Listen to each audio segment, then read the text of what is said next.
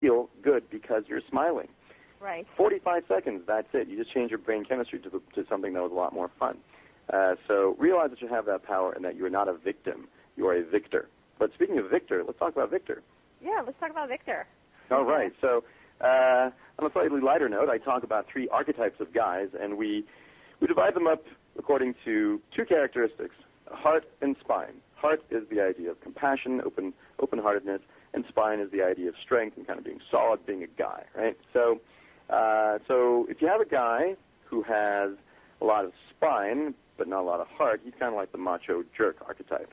And then you have the woman who's attracted him. She's kind of the submissive woman who's seeking love. She'll do anything for love. So you got a guy who's mostly yang, and you got a woman who's mostly yin. And so we call that guy Biff. So you got the second level guy. So he's like, okay, the whole macho jerk thing is not going to really fly anymore. He becomes more sensitive, and he listens, and he says, huh? The metrosexual, exactly. And or as I call him, Lance. So he's softer, sensitive New Age guy, metrosexual. Okay, so if that's what you're looking for, pay more power to you. But we like to propose a third model, which is a guy who has both the spine and the heart. And so that's the guy that I call Victor, right? And the idea is that, sure, he stands up for himself and makes the decisions, and occasionally he's going to, watch your feminine storm and stand firm and, basically say no to you.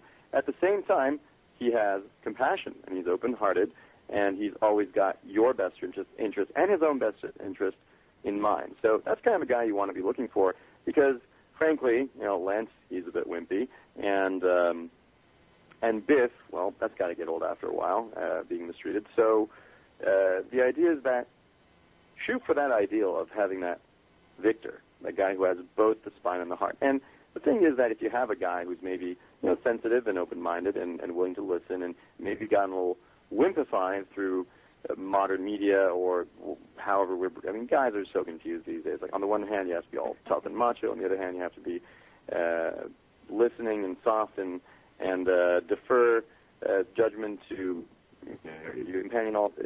They don't really know what they have to do. So if you are able to focus your attention upon that strong masculine part of the man, allow that to grow and praise him for that and say, wow, I really like what you did with that, or I really appreciate how you made that decisive choice over there. He will grow in that, and that's a great power that women have, is that any aspect of the man that they focus upon, that will grow. I think these are such great points, and I think most women who are listening to this right now are saying, do those men exist? And we have one talking to on the air right